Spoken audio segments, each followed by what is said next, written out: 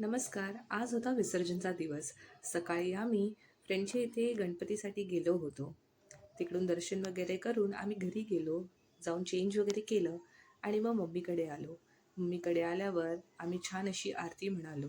अधिराला बघा आरतीचं थाळ काही सोडायचंच नव्हतं.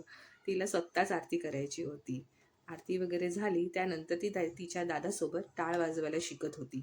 त्या दोघांचं खूपच पटतं. तो बघा किती प्रेमाने तिला शिकवतोय. ती पण शिकून घेते. खूप मज्जा वाटते त्यांना. त्यानंतर आम्ही निघालो होतो बाप्पांच्या विसर्जनासाठी. बाप्पाचे 1.5 दिवस कुठे निघून जातात हे कळतच नाही. खूप मज्जा असते. काही ना काही करत असतो, छान रेडी होतो. बाप्पांचं नैवेद्य, मोदक हे सगळ्या गोष्टी असतात. हे 1.5 दिवस खूप खूप खूप मजे असतात.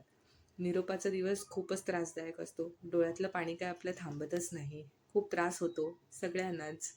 बाप्पा 1.5 दिवस खूप मज्जा आपल्या घरी करवतात. खूप काही असतात आणि मग असं निरोप घेऊन जातात.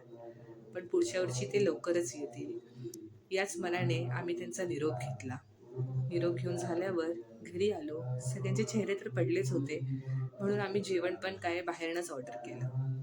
आणि असा संपवला आजचा दिवस. भेटूया पुढच्या व्हिडिओमध्ये. तोपर्यंत टाटा.